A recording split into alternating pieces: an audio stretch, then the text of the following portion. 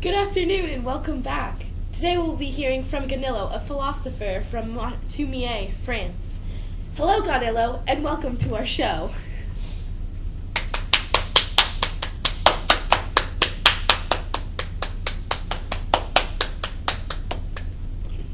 Thank you. Thank you for having me. Thank you very much. That was a lovely pronunciation. My hometown is actually called Marmoutier.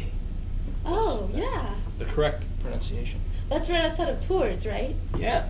Yes, Oh, exactly. wow. Very nice. Mm-hmm. So, Gaunilo, please tell the audience a little bit about yourself. I would love to. Well, my name is Gaunilo, like you mentioned already. I'm from France, right? Where I'm a monk at the Marmoutier Abbey. I am also from the 11th century, so I am very old. But I'm here to bring some of my theories from the 11th century and introduce them to you. Wow, and how young you look. Very nice on how you've kept up your appearance. I've kept my my appearance well. Yeah, a lot of cardio and skincare. That's very nice. I'm glad a man actually cares about what he looks like these days. That's hard to find. So, Gaunilo, please tell us, what are you most famous for? Well, I am most famous for my idea of the perfect island. Oh, yes. And that's where you argued with Anselm's ontological argument. Yes, Anselm and I got into a bit of a heated argument there, a debate, if you will. Well, for those of you who don't know, let's tell you a little bit of Anselm's ontological argument.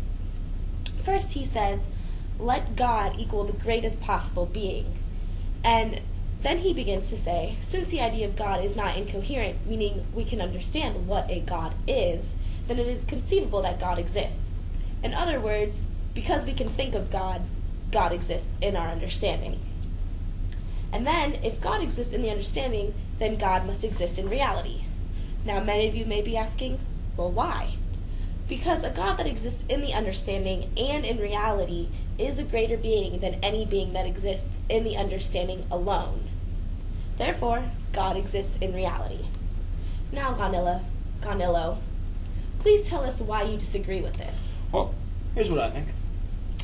Since the idea of the perfect island is not incoherent, then it is conceivable that a perfect island exists in other words, and a perfect island exists in the understanding. So therefore, if a perfect island exists in the understanding, then a perfect island must also exist in reality. A perfect island, exists. That's my conclusion. If it exists in the understanding, then it also must exist in reality. Why, you might ask? Well, it's simple. Because a perfect island that exists in the understanding and in reality is a much greater being than one that exists in the understanding alone. So, pretty much what you're saying is that putting the term perfect in front of anything would make it the greatest possible being or thing or anything like that. Well, yeah. You see, that is the fault that I found within Anselm's argument. So then he wrote back to you, and he said that an island cannot be perfect in every way and yet still be an island. You see,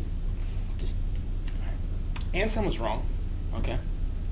We can do exactly what he did, and we're just wrong. Doesn't matter. But it's okay if he does it, I'm not going to have a problem with it. He's just wrong. All he did was simply put perfect in front of an ultimate being, in order to make his argument correct. So you're saying that Anselm is being very hypocritical and only allowing him to behave a certain way and try to prove his arguments a certain way, but then when others try to prove their arguments the same way, they're just automatically wrong. That's what I'm saying. That's my theory. Well, I see. That's all the time we have for today, folks. Everyone, let's give a round of applause to Gaunilo. Thank you for being here with us. Thank you very much for having me. Good afternoon, everyone. See you tomorrow.